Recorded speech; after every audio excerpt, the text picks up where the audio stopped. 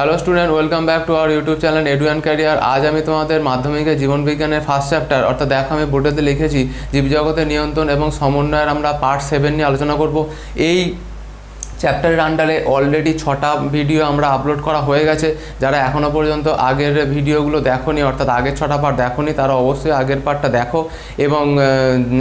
এবং বন্ধুদের মধ্যে প্রচুর পরিমাণে শেয়ার করো এবং আলোচনা করো তোমাদের বন্ধুদের মধ্যে।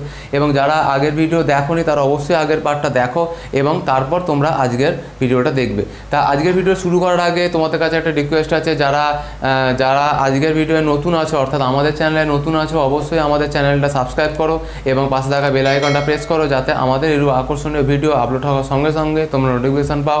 এবং আজকের ভিডিওটা আমরা স্টার্ট করব। দেখো, তা আজকে আমরা যে বিষয়টা নিয়ে আলোচনা করব সেটা হচ্ছে এই স্নায়ুতন্ত্র বা মস্তিষ্কের আমরা যে বিভিন্ন অংশগুলি নিয়ে আমরা আলোচনা করছিলাম তার ঠিক পরের পার্ট থেকে স্টার্ট করব। অর্থাৎ দেখো, আমরা আগের ভিডিওতে অর্থাৎ পার্ট 6-এ অর্থাৎ এই যে জীবজগতের নিয়ন্ত্রণ এবং সমন্বয়ে স্নায়ুতন্ত্র আমরা পড়ছি, এর পার্ট 6-এ আমরা অলরেডি এই যে স্নায়ুতন্ত্র সম্বন্ধে পড়ছি এবং এর যে মস্তিষ্কের যে প্রধান অংশগুলো অর্থাৎ গুরু মস্তিষ্ক সম্বন্ধে আলোচনা করেছি। সেই গুরু মস্তিষ্কের অবস্থান, তার বৈশিষ্ট্য এবং কাজ সম্বন্ধে আলোচনা করছি। আজ যেটা আমরা শুরু করব তার ঠিক সিকুয়াল পার্টটা মানে তার ঠিক পরের পার্ট থেকে আমরা পড়বো। অর্থাৎ দেখো আছে থ্যালামাস থেকে, তাহলে থ্যালামাসটা দেখে নেওয়া ভালো করে। তাহলে থ্যালামাসের আমরা অবস্থান, বৈশিষ্ট্য এবং কাজগুলো সম্বন্ধে আজকে ডিটেলসে আলোচনা করব। তা ভিডিওটা তোমরা প্রথম থেকে শেষ পর্যন্ত ভালোভাবে লক্ষ্য করো। কোনো জায়গায় অসুবিধা হলে তোমরা অবশ্যই সেটা কমেন্টে লেখো এবং আমাদের যে টিম আছে অর্থাৎ আমাদের এডু অ্যান্ড ক্যারিয়ার টিমের তরফ থেকে তোমাদেরকে অবশ্যই রিপ্লাই দেওয়া হবে। তা আমরা যেটা শুরু করব সেটা হচ্ছে এই থ্যালামাসের অবস্থান অর্থাৎ আমাদের যে মস্তিষ্ক বা গুরু মস্তিষ্ক, সেই মস্তিষ্কের মধ্যে কোথায় অবস্থিত এই থ্যালামাস অংশটা যেটা আমাদের কিছু বিশেষ বৈশিষ্ট্যগুলোকে নিয়ন্ত্রণ করে সেটার আমরা অবস্থানটা পড়ব। তা প্রথমেই বলেছি যে এটা হচ্ছে একটি গুরু মস্তিষ্কের অংশ এবং গুরু মস্তিষ্কের নিচে অবস্থিত। তাহলে গুরু মস্তিষ্ক কোথায় আলোচনা করা হয়েছে আগের পার্টে, যারা এখনও দেখোনি আগের পার্টটা অবশ্যই দেখো। আগের পার্টের লিঙ্কটা তোমরা এই ভিডিও ডেসক্রিপশানে অবশ্যই পেয়ে যাবে। তা দেখো নাও কোথায় অবস্থিত। তা এই থ্যালামাস কোথায় অবস্থিত দেখো, থ্যালামাস দেখো আমি বাঁদিকে লিখেছি। থ্যালামাস হচ্ছে এটি অগ্র মস্তিষ্কের অংশ এবং গুরু মস্তিষ্কের নিচে অবস্থিত। অর্থাৎ আমাদের মস্তিষ্কে যেখানে অগ্র মস্তিষ্ক অবস্থিত সেই অগ্র মস্তিষ্কেরই একটি পার্ট হচ্ছে থ্যালামাস এবং যে মেন মস্তিষ্ক অর্থাৎ গুরু মস্তিষ্ক, সেই গুরু মস্তিষ্কের নিচে আছে কি এই থ্যালামাস অংশটি। নেক্সট হচ্ছে বৈশিষ্ট্য, এটা খুব ইম্পর্ট্যান্ট। বলছে ইহা হচ্ছে ধূসর বর্ণের ডিম্বাকার অংশবিশেষ হয় এবং ইহা গুরু মস্তিষ্কের প্রধান সিংহদ্বার। অর্থাৎ সিংহদ্বার মানে কি, অর্থাৎ এই অংশ দিয়েই প্রথমেই আমরা গুরু মস্তিষ্ক অর্থাৎ এইটা হচ্ছে প্রবেশদ্বার বা সিংহদ্বার।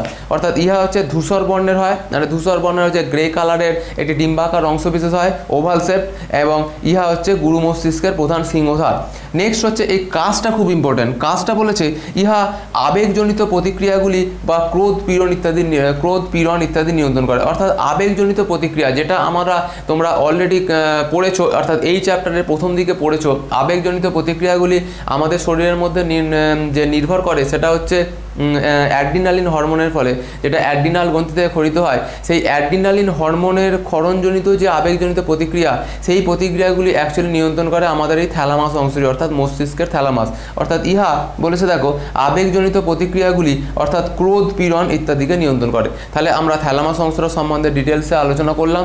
এরপর আমরা আসবো থ্যালামাসের নেক্সট পার্ট। দেখো নেক্সট যে পার্টটা নিয়ে আমরা আলোচনা করবো অর্থাৎ হাইপোথ্যালামাস। হাইপোথ্যালামাসটা কী জিনিস একটু দেখে নিই। বলছে ইহাও হচ্ছে অগ্র মস্তিষ্কের অংশ এবং ইহা হচ্ছে থ্যালামাসের নিচে অবস্থিত। অর্থাৎ ইহাও হচ্ছে অগ্র মস্তিষ্কের অংশ এবং ইহা হচ্ছে থ্যালামাসের নিচে অবস্থিত হাইপোথ্যালামাস অংশ। ইহার কোনো বিশেষ বৈশিষ্ট্য নেই, তাই আমরা বিশেষ বৈশিষ্ট্য জায়গায় কাটা দিয়ে দিয়েছি, বিশেষ বৈশিষ্ট্য আলোচনা করার প্রয়োজন নেই।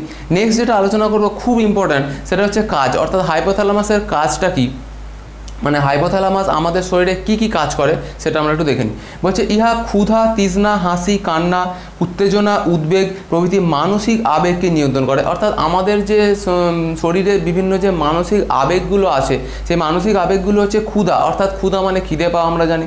তৃষ্ণা মানে হচ্ছে জল, যে পিপাসা অর্থাৎ জল তেষ্টা বা থার্স্টি সেই ব্যাপারটা। হাসি, কান্না এগুলো আমরা জানি। অর্থাৎ ইত্যাদি উত্তেজনা বা উদ্বেগ ইত্যাদি যে মানসিক আবেগগুলো, এই মানসিক আবেগগুলো আমাদের নিয়ন্ত্রণ করে আমাদের অগ্র মস্তিষ্কে অবস্থিত যে বিশেষ অংশ সেটা হচ্ছে হাইপোথ্যালামাসের দ্বারা। ঠিক আছে, তাহলে আমরা হাইপোথ্যালামাসের অবস্থান এবং কাজ সম্বন্ধে আলোচনা করলাম। এরপর আমরা আলোচনা করব এর নেক্সট পার্ট সম্বন্ধে। নেক্সট যে পার্টটা নিয়ে আমরা আলোচনা করবো সেটা হচ্ছে 4 নম্বর পার্ট, অর্থাৎ মধ্য মস্তিষ্ক। এই মধ্য মস্তিষ্কটা কী জিনিস আমরা একটু ডিটেলসে আলোচনা করি। তাহলে আমরা স্নায়ুতন্ত্রের আমরা যে মস্তিষ্কের বিভিন্ন পার্ট নিয়ে আলোচনা করছি, অর্থাৎ আমাদের মস্তিষ্ক যে 3টে পার্ট নিয়ে অংশ, অর্থাৎ অগ্র মস্তিষ্ক, মধ্য মস্তিষ্ক এবং পশ্চাৎ মস্তিষ্ক, এবং সেই অগ্র মস্তিষ্কের যে 3টে পার্ট আছে সেগুলো নিয়ে আমরা আলোচনা করলাম। এরপর আমরা আসবো মধ্য মস্তিষ্ক। মধ্য মস্তিষ্কের বিশেষ কাজ কিছু নেই এবং এর যে পার্টগুলো সম্বন্ধে বেশি কিছু নেই, তাই এটা ছোট। এবং নেক্সট যেটা আলোচনা করবো সেটা হচ্ছে পশ্চাৎ মস্তিষ্ক।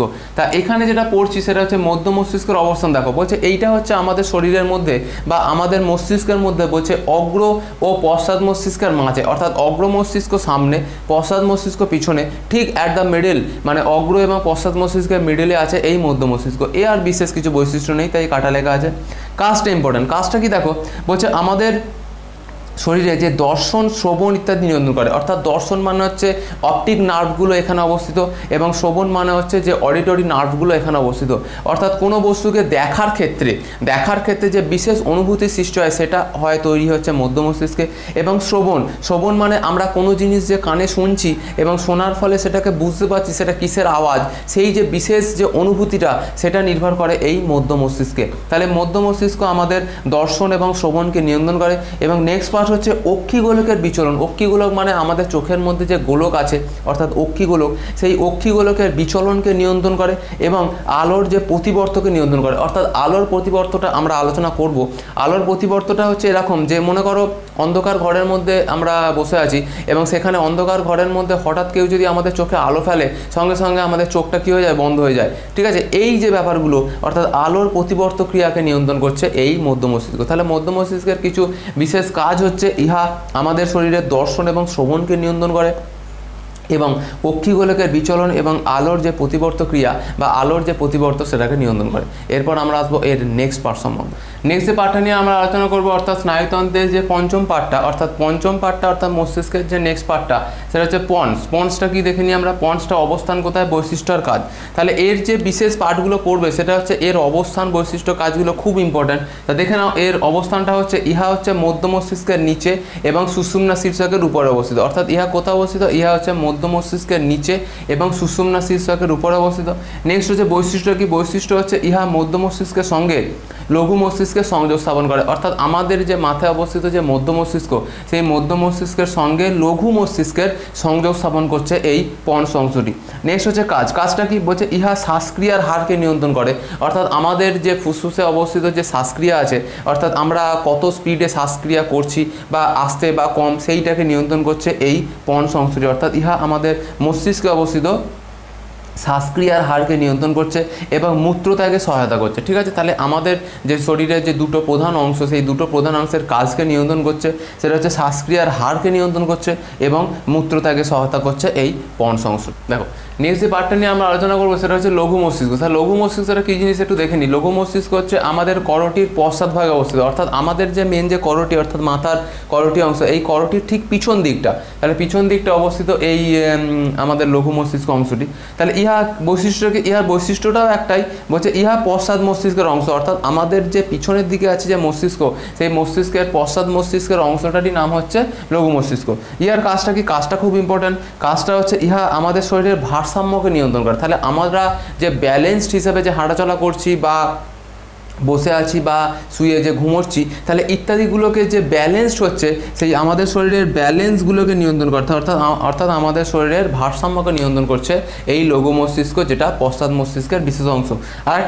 আরেকটা হচ্ছে আমাদের শরীরের প্রত্যাবর্তী স্নায়ুকেন্দ্র রূপে কাজ করে। তাহলে আমাদের শরীরের একটি বিশেষ পার্ট সেটা হচ্ছে আমাদের শরীরের প্রত্যাবর্তী স্নায়ুকেন্দ্র। সেই প্রত্যাবর্তী স্নায়ুকেন্দ্র রূপে কাজ করে এবং আমাদের শরীরের মেন অংশটি হচ্ছে সেটা ভারসাম্য বা ব্যালেন্সড, সেই ব্যালেন্সকে নিয়ন্ত্রণ করছে এই লঘু মস্তিষ্ক। নেক্সট যে পার্টটা নিয়ে আমরা আলোচনা করবো সেটা হচ্ছে সুষুম্না শীর্ষক। এটা সুষুম্না শীর্ষকের কোথায় অবস্থিত একটু দেখে নিই। সুষুম্না শীর্ষক হচ্ছে ইহা পন্স ও সুষুম্না কাণ্ডের মাঝে অবস্থিত। অর্থাৎ আমাদের যে শরীরে অবস্থিত পশ্চাৎ মস্তিষ্কের অংশ এটা, তাহলে পশ্চাৎ মস্তিষ্কে অর্থাৎ আমাদের যে করটির পিছন দিকে অবস্থিত পশ্চাৎ মস্তিষ্ক, সেই পশ্চাৎ মস্তিষ্কের অংশ বিশেষ হচ্ছে সুষুম্না শীর্ষক এবং সুষুম্না শীর্ষক হচ্ছে পন্স ও সুষুম্না কাণ্ডের মাঝে অবস্থিত এই সুষুম্না শীর্ষক। নেক্সট বলছে ইহার বৈশিষ্ট্য কি, ইহার বৈশিষ্ট্যর ক্ষেত্রেও আমরা একই লিখবো যে ইহা হচ্ছে পশ্চাৎ মস্তিষ্কের অংশ। নেক্সট হচ্ছে কাজটা কি, কাজটা হচ্ছে আমাদের শরীরে হৃদক্রিয়া অর্থাৎ আমাদের হৃৎপিণ্ড আছে, আমরা জানি আমাদের বুকের বাঁ দিকটা আছে হৃৎপিণ্ড, তাহলে এই বাঁ দিকটায় অবস্থিত যে হৃৎপিণ্ডে এই যে হৃদক্রিয়া, সেই হৃদক্রিয়ার যে মাংসপেশি বা ওখানে যে অবস্থিত যে সমস্ত পেশিগুলো, সেই পেশিগুলো ক্রিয়াকে নিয়ন্ত্রণ করছে এই সুষুম্না শীর্ষক। হৃদক্রিয়া এবং শ্বাসক্রিয়া অর্থাৎ ফুসফুসের ক্রিয়া। তাহলে দেখো আমাদের শরীরের মেন দুটো অংশ, সেটা হচ্ছে হৃৎপিণ্ড এবং হচ্ছে ফুসফুস। তাহলে এই হৃৎপিণ্ডের ক্রিয়া এবং ফুসফুসের ক্রিয়াকে নিয়ন্ত্রণ করছে এই সুষুম্না শীর্ষক অংশটি। আর নেক্সট হচ্ছে ঘাম নিঃসরণ নিয়ন্ত্রণ করে, অর্থাৎ আমাদের শরীরে যে ঘর্মগ্রন্থিগুলো আছে সেই ঘর্মগ্রন্থিগুলো থেকে, অর্থাৎ আমাদের যখন এক্সট্রা ওয়ার্ম হয়, অর্থাৎ এক্সট্রা যখন আমরা গরম হয়ে যাই, অর্থাৎ তখন আমাদের শরীরের এক্সট্রা যে ওয়াটারগুলোকে লবণে দ্রবীভূত হয়ে অর্থাৎ ঘাম নিঃসরণে সাহায্য করছে এই সুষুম্না শীর্ষক অংশটি। তাহলে সুষুম্না শীর্ষকের কাজটা কি আমরা দেখে নিই। প্রথমে অবস্থান বৈশিষ্ট্য কাজ, ইহা পঞ্চ এবং সুষুম্না কাণ্ডের মাঝে অবস্থিত। নেক্সট হচ্ছে ইহা পশ্চাৎ মস্তিষ্কের অংশ, এবং লাস্ট ওয়ান হচ্ছে আমাদের শরীরে হৃদক্রিয়া এবং শ্বাসক্রিয়াকে নিয়ন্ত্রণ করছে, এবং লাস্ট হচ্ছে ঘাম নিঃসরণে নিয়ন্ত্রণ করছে এই সুষুম্না শীর্ষক অংশটি। নেক্সট যে পার্টটা নিয়ে আমরা আলোচনা করবো, অর্থাৎ স্নায়ুতন্ত্রের যে একটি বিশেষ অংশ, সেটা হচ্ছে প্রতিবর্ত ক্রিয়া। এই প্রতিবর্ত ক্রিয়া জিনিসটা কি আমরা একটু দেখে নিই। প্রতিবর্ত ক্রিয়া ইংরেজিটা দেখো আমরা লিখেছি রিফ্লেক্স অ্যাকশন। তা অ্যাকশন মানে কি, অ্যাকশন মানে হচ্ছে সঙ্গে সঙ্গে যে সমস্ত কাজগুলো করা হয়। অর্থাৎ দেখো বলছে যে প্রাণীদেহে নির্দিষ্ট উদ্দীপনার প্রভাবে, তাহলে প্রাণীদেহে আমরা তো প্রাণীদেহ, অর্থাৎ এই প্রাণীদেহে নির্দিষ্ট উদ্দীপনার প্রভাবে বলছে যে স্বতঃস্ফূর্ত মানে কি নিজে থেকে, তাৎক্ষণিক মানে হঠাৎ করে, এবং অনৈচ্ছিক সাড়া সৃষ্টি হয়, যেটা কোনো ঐচ্ছিক বেশি দরকার হয় না, অর্থাৎ স্বতঃস্ফূর্ত তাৎক্ষণিক ও অনৈচ্ছিক সাড়া সৃষ্টি হয়, তাকেই বলছি প্রতিবর্ত ক্রিয়া বা রিফ্লেক্স অ্যাকশন। আমরা ডিটেলসে আলোচনা করছি জিনিসটা কি, ইহার উদাহরণগুলো পড়বো, বৈশিষ্ট্য পড়বো, এবং রিফ্লেক্স অ্যাকশন বা এই প্রতিবর্ত ক্রিয়ার দুটো ভাগ আছে সেগুলো আমরা ডিটেলসে আলোচনা করব। কিন্তু তার আগে আমরা এর কাকে বেলাটা একটু আলোচনা করি ভালোভাবে।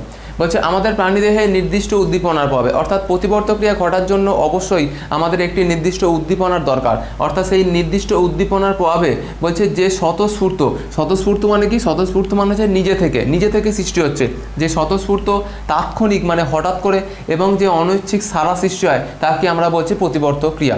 এই প্রতিবর্ত ক্রিয়ার আমরা এরপর উদাহরণগুলো পড়বো। প্রতিবর্ত ক্রিয়ার উদাহরণগুলো খুব ইম্পর্ট্যান্ট। বলছে আমাদের চোখে যখন হঠাৎ কোনো তীব্র আলো পড়ে, সঙ্গে সঙ্গে আমরা কী করিনি, চোখের পাতা দুটো বন্ধ করি যাতে চোখের ভেতরে আমাদের আলোটা প্রবেশ করতে না পারে। তাহলে তাই প্রতিবর্ত ক্রিয়ার উদাহরণ হিসেবে আমরা বলতে পারি, আমাদের এখানে আমরা কিছু উদাহরণগুলো একটু লিখবো। তাহলে প্রথম উদাহরণ হচ্ছে চোখে যদি আমাদের আলো পড়ে, তাহলে তীব্র যদি আলো পড়ে সঙ্গে সঙ্গে আমরা চোখটা বন্ধ করে নিই। নাম্বার টুটা কি, নাম্বার টুটা হচ্ছে কোনো লোভনীয় বস্তু দেখলে বা তার যদি গন্ধ আমাদের নাকে আসে, সঙ্গে সঙ্গে আমাদের মুখে অবস্থিত যে লালাগ্রন্থি, সেই লালাগ্রন্থিগুলো থেকে লালা করিতে হয়। তাহলে আমরা দুটো উদাহরণ পড়লাম। নেক্সট যে 3 নম্বরটা উদাহরণটা পড়বো, সেটা হচ্ছে পায়েতে যখন কাঁটা আমাদের বিঁধে, অর্থাৎ পায়েতে কাঁটা বিঁধলে সঙ্গে সঙ্গে আমরা পাটা সেই স্থান থেকে সঙ্গে সঙ্গে তুলে নিই, তাহলে সেইটা হচ্ছে 3 নম্বর উদাহরণ। আর নেক্সট যেটা পড়বো সেটা হচ্ছে কোনো গরম বস্তুতে যখন আমরা হাত দিই, তাহলে আমরা অজান্তে বা না জেনে যখন কোনো গরম বস্তুতে হাত দিই, সঙ্গে সঙ্গে আমরা হাতটা সেখান থেকে সরিয়ে নিই, তাহলে সেটা হচ্ছে প্রতিবর্ত ক্রিয়ার 4 নম্বর উদাহরণ। ঠিক আছে, তাহলে আমরা এখানে প্রতিবর্ত ক্রিয়াটা কাকে বলে পড়লাম, অর্থাৎ আরেকবার দেখে নাও। বলছে আমাদের প্রাণীদেহে নির্দিষ্ট উদ্দীপনার প্রভাবে, অর্থাৎ প্রতিবর্ত ক্রিয়া ঘটার জন্য আমরা প্রথম থেকেই বলছি যে এক্ষেত্রে একটা নির্দিষ্ট উদ্দীপনা বা উত্তেজনার দরকার হয়। সেই উদ্দীপনার প্রভাবে স্বতঃস্ফূর্ত মানে কি নিজে থেকে সৃষ্টি হবে, এবং তাৎক্ষণিক যেটা হঠাৎ করে শেষ হয়ে যাবে, মানে হঠাৎ করে সৃষ্টি হবে এবং হঠাৎ করে শেষ হয়ে যাবে, এবং অনৈচ্ছিক সাড়া সৃষ্টি হয়, তাকে আমরা বলবো প্রতিবর্ত ক্রিয়া। প্রতিবর্ত ক্রিয়ার আমি 4টে উদাহরণ বললাম, 4টে উদাহরণটা ডিটেলসে দেখে নাও। তাহলে প্রথম যে উদাহরণটা দিলাম সেটা হচ্ছে আমাদের চোখে যখন কোনো হঠাৎ করে যখন কোনো আলো পড়ে, অর্থাৎ তীব্র আলো পড়লে সঙ্গে সঙ্গে আমাদের চোখের পাতা দুটো আমরা বন্ধ করে নিই বা চোখের পাতা দুটো মুড়ে যায়, এটা হঠাৎ করে সৃষ্টি হয়, তাহলে সেইটা হচ্ছে 1 নম্বর উদাহরণ। নেক্সট হচ্ছে কোনো লোভনীয় বস্তুর আমরা যখন কোনো গন্ধ পাই বা লোভনীয় বস্তু দেখি, সঙ্গে সঙ্গে আমাদের মুখে অবস্থিত লালাগ্রন্থি থেকে লালা খরিত হয়। নেক্সট হচ্ছে আমাদের পায়ে যখন কোনো কাঁটা বিঁধে, মানে পায়ে যখন কোনো কাঁটা ফোটে, সঙ্গে সঙ্গে আমরা পাটা সেখান থেকে তুলে নিই, তাহলে সেইটা হচ্ছে 3 নম্বর। এবং নেক্সট যে উদাহরণ আছে সেটা হচ্ছে গরম বস্তুতে হাত দিলে সঙ্গে সঙ্গে আমরা সেই স্থান থেকে হাতটা সরিয়ে নিই, তাহলে সেটা হচ্ছে 4 নম্বর উদাহরণ। তাহলে আমরা এখানে ডিটেলসে প্রতিবর্ত ক্রিয়া আমরা সংজ্ঞাটা বললাম, এবং তার যে উদাহরণগুলো আছে সেগুলো আমরা ডিটেলসে আলোচনা করলাম।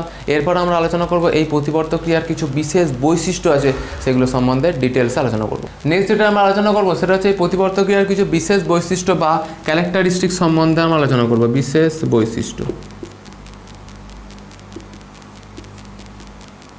প্রতিবর্ত ক্রিয়ার কিছু বিশেষ বৈশিষ্ট্য এবং তার ক্যারেক্টারিস্টিক সম্বন্ধে এখানে 3টে টোটাল আছে বৈশিষ্ট্য, সেগুলো আমরা একটু ডিটেলসে পড়ি। তাহলে প্রথম যে বৈশিষ্ট্যটা আছে সেটা কি, সেটা হচ্ছে এই যে রিফ্লেক্স অ্যাকশন বা প্রতিবর্ত ক্রিয়া সেটা হচ্ছে অনৈচ্ছিক পেশি দ্বারা সংকুচিত হয়।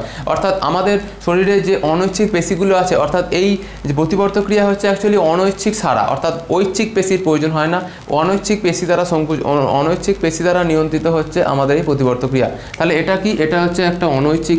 নেক্সট হচ্ছে নাম্বার 2টা কি, নাম্বার 2টা হচ্ছে এক্ষেত্রে মস্তিষ্কের প্রয়োজন হয় না। অর্থাৎ আমাদের শরীরে কোনো কাজ করতে গেলে যেমন আমাদের হেড অফিস হচ্ছে মস্তিষ্ক বা ব্রেন, অর্থাৎ ব্রেন আমাদের সব কিছুকে নিয়ন্ত্রণ করে, কিন্তু কিছু বিশেষ কিছু কাজ আছে সেটা হচ্ছে এই রিফ্লেক্স অ্যাকশন বা প্রতিবর্ত ক্রিয়া, এটা শুধুমাত্র সুষুম্না কাণ্ড দ্বারা নিয়ন্ত্রিত হয়।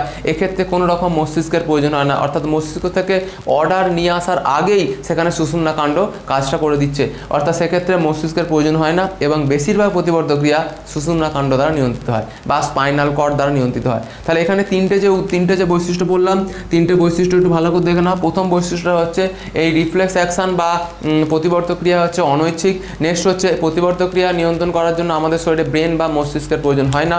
নেক্সট হচ্ছে এটা বেশিরভাগ ক্ষেত্রে নিয়ন্ত্রিত হয় আমাদের যে স্পাইনাল কর্ড বা আমাদের যে সুষুম্না কাণ্ড দ্বারা নিয়ন্ত্রিত হচ্ছে এই প্রতিবর্ত ক্রিয়া বা রিফ্লেক্স অ্যাকশন।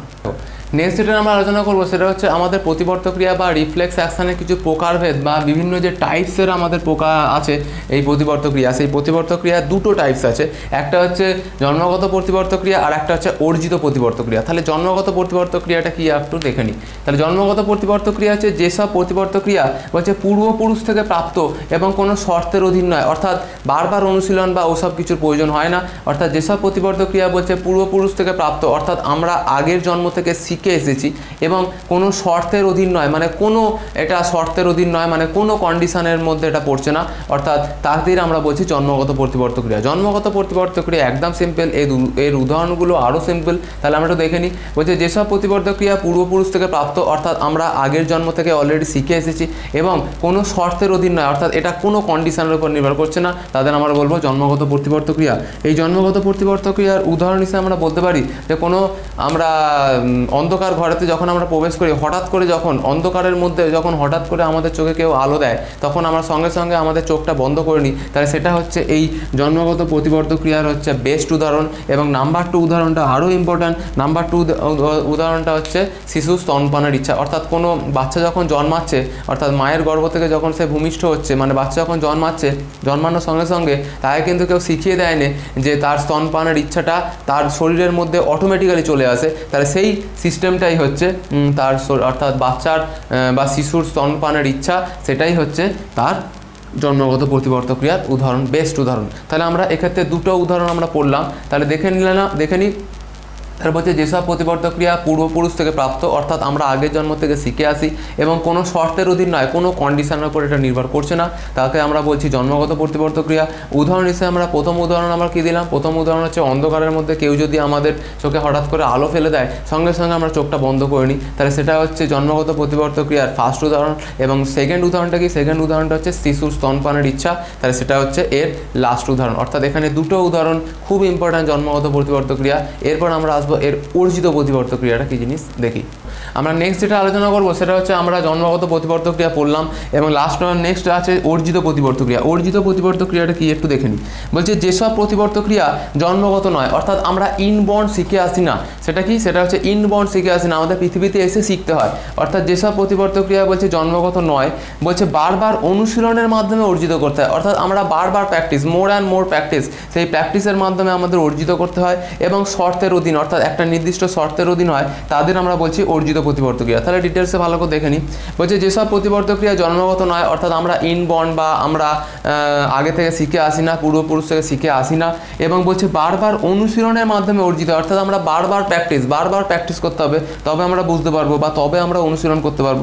বারবার অনুশীলনের মাধ্যমে আমাদের অর্জন করতে হয় এবং শর্তের অধীন, এবং একটা নির্দিষ্ট শর্তের অধীন তাকে আমরা, অর্থাৎ কন্ডিশন সেখানে অ্যাপ্লাই আছে, সেই কন্ডিশনের উপর নির্ভর করছে, তাদের আমরা বলবো অর্জিত প্রতিবর্ত ক্রিয়া। এর উদাহরণ তো অনেক আছে। এর উদাহরণ হিসাবে আমরা বলতে পারি আমরা শিশুবেলায় যখন কথা বলতে শিখি আমাদের বাবারা মায়েরা বা আমাদের যারা বয়োজ্যেষ্ঠরা আছেন তেনারা আমাদের কি করেন কথা বলতে শেখান। তাহলে আমরা বারবার সেই কথা বলতে শেখাটা অনুশীলন করি, তবে আমরা কথাটা বলতে শিখি। তাহলে আমরা যে কথা বলতে শিখছি, তারপর বিভিন্ন যে বাদ্যযন্ত্র বাজানো বা মুখস্থ করে আবৃত্তি করা, এইগুলো হচ্ছে অর্জিত প্রতিবর্ত ক্রিয়ার উদাহরণ। এছাড়া আরও আছে হাঁটা শেখা বা হয়তো সাঁতার কাটা বা হয়তো সাইকেল বা বাইক মোটর বাইক ইত্যাদি চালানো। তাহলে এই ইত্যাদিগুলো কি হচ্ছে বারবার অনুশীলনের মাধ্যমে অর্জন করতে হয়, তাই এটা হচ্ছে অর্জিত প্রতিবর্ত ক্রিয়ার উদাহরণ। তাহলে আমরা অর্জিত প্রতিবর্ত ক্রিয়ার উদাহরণটা কি পড়লাম? তাহলে অর্জিত প্রতিবর্ত ক্রিয়ার উদাহরণ হচ্ছে হাঁটা, অর্থাৎ হাঁটতে শেখা, কথা বলতে শেখা বা মুখস্থ করে আবৃত্তি করা। আবৃত্তি করাটা আমাদের শিখতে হয়, বারবার অনুসরণ করতে হয়, নাহলে আমরা ভুলে যাব। তা সেটাই বলছে। তাহলে এই জিনিসগুলো কিন্তু অর্জিত প্রতিবর্তকের উদাহরণ। তারপর হচ্ছে সাইকেল চালানো, গাড়ি চালানো বা সাঁতার শেখা, এই ইত্যাদি বা মুখস্থ করে আবৃত্তি করানো ইত্যাদি জিনিসগুলো হচ্ছে এই অর্জিত প্রতিবর্তকের উদাহরণ। তাহলে এর যদি তোমাদের পরীক্ষায় পড়ে যে এই জন্মগত এবং অর্জিত প্রতিবর্তকের উদাহরণটা কি, তাহলে পরীক্ষায় মনে করে এরকম কোশ্চেন এলো যে এর আর এর কাকে বলে বা উদাহরণ এরকমভাবে দেয় না আজকাল কি হয়ে গেছে, কোশ্চেনের প্যাটার্ন একটু চেঞ্জ হয়ে গেছে। তাহলে কীরকম আগে আসতো এটা কাকে বলে, যেটা আমাদের সময় আসতো, অর্থাৎ এইটা কাকে বলে এর উদাহরণ দাও, এটা কাকে বলে উদাহরণ, কিন্তু এখন আর উদাহরণ এইরকমভাবে দেয় না, এরকমভাবে দেয় যে এইটার এটার পার্থক্য বলো। তাহলে পার্থক্য হিসাবে সেখানে প্রথম পয়েন্টটা কাকে বলে অত বড় লেখার দরকার হয় না, সেখানে শুধুমাত্র লিখে দেবে যে অর্জিত জন্মগত প্রতিবর্ত ক্রিয়া পূর্বপুরুষ থেকে অর্জন করা, অর্থাৎ আমরা পূর্বপুরুষ থেকে প্রাপ্ত, কিন্তু এই অর্জিত প্রতিবর্ত ক্রিয়া জন্মগত নয়, পূর্বপুরুষ থেকে প্রাপ্ত নয়। এক্ষেত্রে কী হচ্ছে কোনো শর্তের অধীন নেই, অর্থাৎ কোনো শর্ত বা কন্ডিশনস অ্যাপ্লাই নয়, কিন্তু এক্ষেত্রে একটি নির্দিষ্ট শর্তের অধীন। নেক্সট হচ্ছে এক্ষেত্রে বারবার অনুশীলনের কোনো প্রয়োজন হয় না, কিন্তু এখানে বারবার অনুশীলনের দ্বারা অর্জন করতে হয়। এবং আরেকটা কী উদাহরণ, আরেকটা হচ্ছে এর উদাহরণে 2-3টে উদাহরণ দিয়ে দেবে, অর্থাৎ এখানে হচ্ছে শিশুর স্তন্যপানের ইচ্ছা, আরেকটা কি, আরেকটা হচ্ছে চোখেতে যখন কোনো লাইট ফেলা হবে সঙ্গে সঙ্গে সেক্ষেত্রে কী হয়ে যায়, সঙ্গে সঙ্গে চোখটা বন্ধ হয়ে যায়। তাহলে এটার উদাহরণ দুটো, আর এর তো উদাহরণ অনেক আছে যেগুলো বললাম, হাঁটতে শেখা, কথা বলতে শেখা, তারপর হচ্ছে শিশুর কথা বলার ইচ্ছা বা সাঁতার কাটা, সাইকেল চালানো, বাইক চালানো, তাহলে ইত্যাদিগুলো হচ্ছে এই অর্জিত প্রতিবর্তকের উদাহরণ। তাহলে আমরা এখানে ডিটেলসে এর যে প্রকারভেদ অর্থাৎ জন্মগত এবং অর্জিত প্রতিবর্তকে আর ডিটেলস আলোচনা করলাম। এরপর আমরা প্রতিবর্ত পথের যে সুন্দর পিকচারটা আছে তোমাদের বইতে, সেই পিকচারটা আমি এঁকে তার যে বিভিন্ন অংশগুলো সেগুলো আমরা ডিটেলসে আলোচনা করব। তাহলে আমি দেখো তোমাদের সামনে বোর্ডেতে একটা খুব সুন্দর প্রতিবর্তক পথের একটা খুব সুন্দর ছবি এঁকেছি, অর্থাৎ প্রতিবর্ত পথের দেখো অর্থাৎ রিফ্লেক্স পাথ, রিফ্লেক্স পাথের একটা খুব সুন্দর ছবি এঁকেছি এবং এই ছবিটার সাহায্যে বোঝাবো যে কীরকমভাবে গ্রাহক থেকে যে উদ্দীপনা এই কারকে অর্থাৎ পেশিতে বা গ্রন্থিতে কীরকমভাবে পৌঁছায় সেই পথটা আমরা ডিটেলসে আলোচনা করব। তাহলে এটা তোমাদের বইতে আছে, বইতে এই আঁকাটা কিন্তু ভালোভাবে প্র্যাকটিস করবে আগামী বছরের পরীক্ষার জন্য, যেহেতু বিগত বছরের পরীক্ষা হয়নি এবং আগে যে সমস্ত পরীক্ষাগুলো হয়েছে সেই সমস্ত পরীক্ষাগুলোতে এই আঁকাটা কিন্তু খুব ইম্পর্ট্যান্ট এবং এই আঁকাটা কিন্তু তোমাদের পরীক্ষায় প্রতি বছরই দেয় এবং প্রতি বছর দেওয়ার পরে এই যে সমস্ত এই যে চিহ্নিত চিত্র, অর্থাৎ প্রতিবর্ত পথে শুধু ছবিটা আঁকলে হবে না, তার চিহ্নিত চিত্রগুলো আঁকতে হবে এবং চিহ্নিত চিত্রগুলো কিন্তু পরীক্ষায় খুব ইম্পর্ট্যান্ট। তো তোমরা ভালো করে এই আঁকাটা বাড়িতে ভালো করে প্র্যাকটিস করো, আমার সাজেশান আছে এই আঁকাটা তোমরা ভালো করে প্র্যাকটিস করো এবং আঁকার পরে অবশ্যই তোমরা এই জিনিস যে আমি যে কথাগুলো বলছি কথাগুলো ভালো করে মন দিয়ে শোনো। তা প্রথমে ব্যাপারটা কী হবে, এখানে দেখো টোটাল কটা জিনিস আমরা লিখেছি, দেখো এখানে আছে গ্রাহক আছে, তারপর হচ্ছে সংজ্ঞাবাহ নিউরন বা সেন্সারি নিউরন, নেক্সট হচ্ছে দেখো এখানে আছে সাইন্যাপস বা কেন্দ্রীয় স্নায়ুতন্ত্র হচ্ছে এইটা, তারপর সেখান থেকে আজ্ঞাবাহ বা মোটর নিউরন এবং তারপর হচ্ছে কারক বা পেশি বা গ্রন্থি, ঠিক আছে। তারপর আচ্ছা ধূসর বস্তু কোনটা, দেখো ধূসর বস্তু হচ্ছে এই যে আমরা পড়েছি রিফ্লেক্স অ্যাক্স বা রিফ্লেক্স পাথ করেছি, সেই রিফ্লেক্স পাশে এই যে অংশটুকু হচ্ছে ধূসর বস্তু। শ্বেত বস্তু কোনটা, এই পাশের যে অংশটা যেটা সাদা রঙের আমরা দেখতে পাচ্ছি সেটা হচ্ছে শ্বেত বস্তু। আর মাঝখানে যে কালো রঙের অংশটা দেখো, আমি এখানে লিখেছি, কালো রঙের অংশটার নাম হচ্ছে নিউরোসিল। এবং এখানে দেখো আমরা দেখতে পাচ্ছি যে ডেন্ড্রন এবং অ্যাক্সনের মধ্যে যে জোড় যে সাইন্যাপস গঠন করা হচ্ছে সেই সাইন্যাপসটা আমি সুন্দর করে দেখিয়েছি লেখার সাহায্যে। তাহলে এখানে আমরা প্রথমে যেটা দেখে নেবো সেটা হচ্ছে গ্রাহকটা কি। গ্রাহকটা আমরা জানি যে গ্রাহক হচ্ছে আমাদের শরীরে অবস্থিত, আমাদের এই চামড়ার ওপরে অবস্থিত। এই গ্রাহকটা হচ্ছে বিভিন্ন উদ্দীপনাকে গ্রহণ করে, তাহলে উদ্দীপনাকে গ্রহণ করা হচ্ছে গ্রাহকের কাজ। তাহলে আমরা গ্রাহকের কাজটা শিখলাম। নেক্সট হচ্ছে সংজ্ঞাবাহ বা সেন্সারি নিউরন। এই সেন্সারি নিউরন বা সংজ্ঞাবাহ নিউরন এর কাজটা কি, এর কাজটা হচ্ছে গ্রাহক থেকে উদ্দীপনাকে কোথায় পৌঁছানো, গ্রাহক থেকে উদ্দীপনাকে কেন্দ্রীয় স্নায়ুতন্ত্রে পৌঁছানো হচ্ছে এই সংজ্ঞাবাহ বা সেন্সারি নিউরনের কাজ। নেক্সট হচ্ছে হচ্ছে কেন্দ্রীয় স্নায়ুতন্ত্র। কেন্দ্রীয় স্নায়ুতন্ত্র কী করে? কেন্দ্রীয় স্নায়ুতন্ত্রেরই মেন কাজ সেটা হচ্ছে এই সংজ্ঞাবহ যে সংজ্ঞাবহ উদ্দীপনাকে আজ্ঞাবহ উদ্দীপনাতে পরিণত করা হচ্ছে এই কেন্দ্রীয় স্নায়ুতন্ত্রের কাজ। অর্থাৎ সংজ্ঞাবহ যে উদ্দীপনাকে আজ্ঞাবহ উদ্দীপনায় পরিবর্তন করা হচ্ছে এই কেন্দ্রীয় স্নায়ুতন্ত্রের কাজ। নেক্সট হচ্ছে আছে আজ্ঞাবহ নিউরন বা যেটাকে আমরা বলবো মোটর নিউরন। এটা কি করে? এটা হচ্ছে এই কেন্দ্রীয় স্নায়ুতন্ত্রকে উদ্দীপনাকে কারক বা পেশিতে পরিবহন করা হচ্ছে এই আজ্ঞাবহ নিউরনের কাজ। নেক্সট হচ্ছে কারক বা পেশি। কারক বা পেশি কি করে?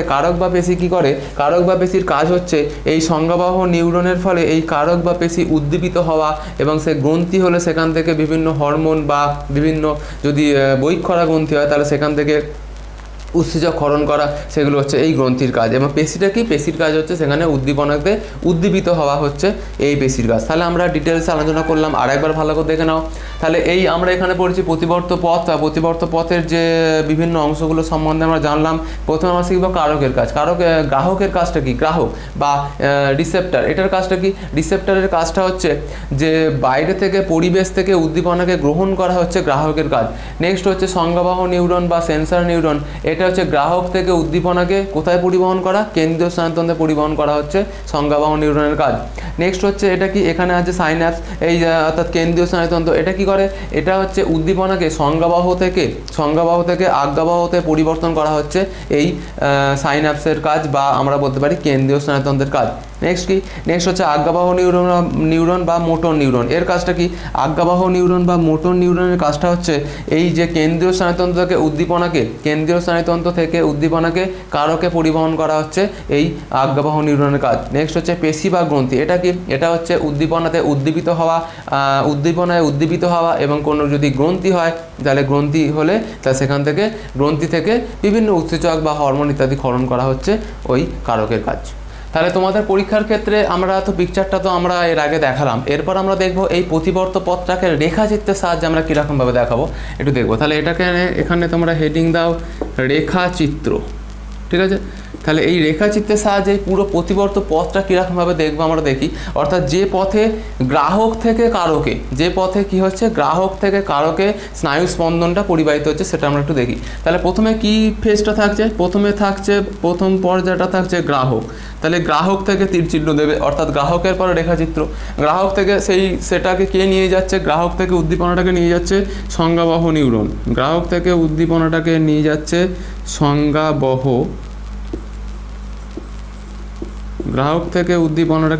কে? সংজ্ঞাবহ নিউরন। সংজ্ঞাবহ নিউরনটা কোথায় যাচ্ছে? সংজ্ঞাবহ নিউরনের পরে আসছে প্রতিবর্ত, সংজ্ঞাবহ নিউরনের পরে আসছে স্নায়ুতন্ত্র,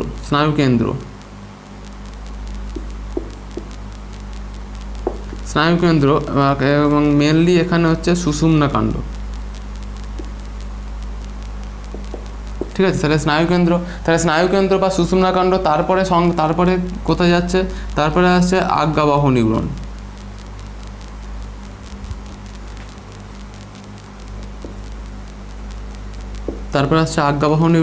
এবং আজ্ঞাবহ নিউরনের পরে আসছে কারক। কারকটা কি? কারকটা আমরা লিখে দিই। কারকটা হচ্ছে অ্যাকচুয়ালি পেশি আর হচ্ছে বিভিন্ন গ্রন্থি। আর এখানে গ্রাহকটা কি? গ্রাহক হচ্ছে আমাদের শরীরের বিভিন্ন, সেটা চোখ হতে পারে, কান হতে পারে, নাক হতে পারে, বা শরীরের বিভিন্ন অংশ বা চামড়ার ওপর অবস্থিত হতে পারে। তাহলে এই যে প্রতিবর্ত পথটা কীরকম পদ্ধতিতে স্নায়ু স্পন্দনটা যাচ্ছে, অর্থাৎ এই গ্রাহক থেকে কারকে দেখো কত ফাস্ট এই কাজটা হচ্ছে আমাদের শরীরের মধ্যে, এবং যে কাজগুলো খুব ফাস্ট হচ্ছে সেগুলো কীরকমভাবে হচ্ছে সেগুলো আমরা ডিটেলসে আলোচনা করছি। অর্থাৎ আমরা গ্রাহক হচ্ছে আমাদের শরীরের অংশ, তাহলে কারকও আমাদের শরীরের অংশ, কিন্তু গ্রাহক থেকে কারকে এই পদ্ধতিতে যাচ্ছে। অর্থাৎ গ্রাহক থেকে প্রথমে যাচ্ছে সংজ্ঞাবহ নিউরনের মাধ্যমে যাচ্ছে কেন্দ্রীয় স্নায়ুতন্ত্র বা শুধু স্নায়ুতন্ত্র আমরা লিখতে পারি, সেখান থেকে অ্যাকচুয়ালি সুষুম্না কাণ্ড কাজটা করছে। আমরা জানি, আমরা আগেই বলেছি যে এই যে প্রতিবর্ত ক্রিয়াটা আমাদের মস্তিষ্ক দ্বারা সংগঠিত হয় না, অর্থাৎ আমাদের মস্তিষ্কের সাহায্য ছাড়াই আমাদের শরীরে সংগঠিত হয়, এবং যেটা কাজ করছে সুষুম্না কাণ্ড বা যেটাকে আমরা বলতে পারি ইংরেজিতে স্পাইনাল কর্ড।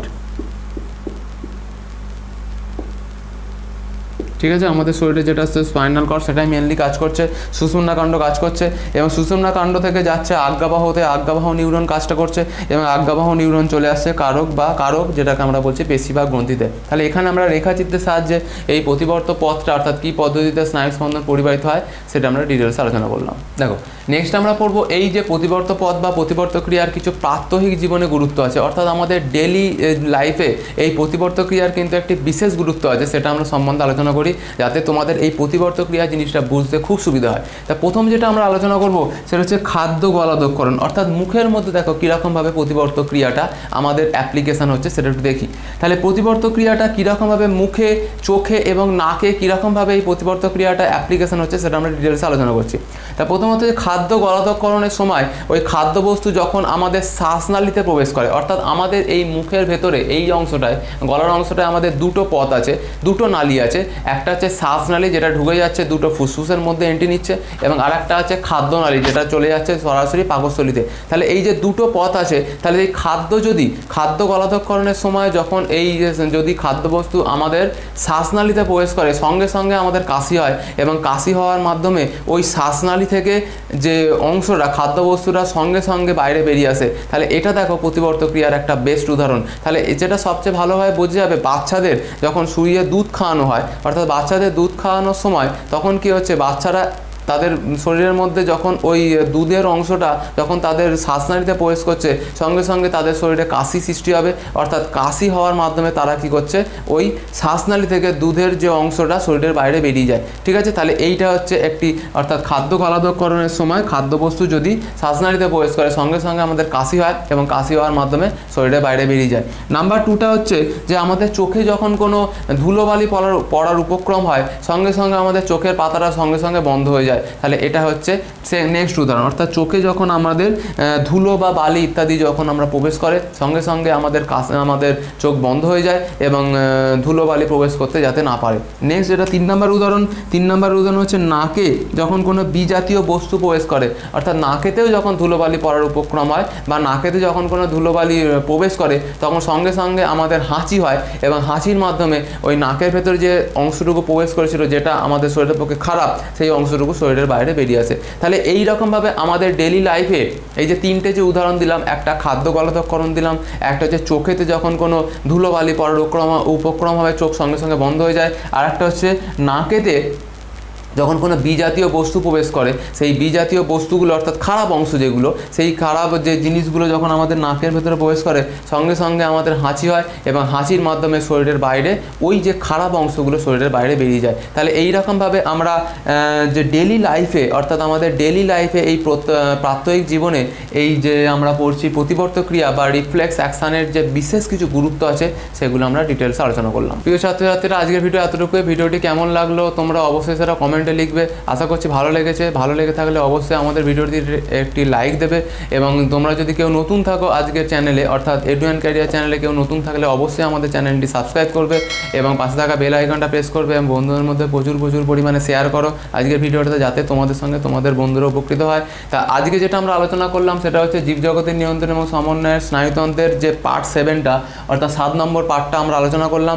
এর পরবর্তীকালে আমরা পার্ট 8-এ মেন যে চোখের অংশে ঢুকবো, অর্থাৎ চোখের যে বিভিন্ন অংশ প্রথমেই আমরা আলোচনা করব পরের দিনে, সেটা হচ্ছে চোখের যে অংশগুলো আছে এবং চোখের যে বিভিন্ন অংশগুলোর কাজ এবং চোখের ত্রুটি বা সেই সমস্ত ত্রুটিগুলোকে কীরকমভাবে নির্ধারণ করতে হয়, সেগুলো যে ট্রিটমেন্ট করতে হয় সেগুলো আমরা ডিটেলস আলোচনা করব। ততদিন পর্যন্ত দেখতে থাকো আমাদের ভিডিও। দেখা হবে নেক্সট ভিডিওয়। Have a nice day.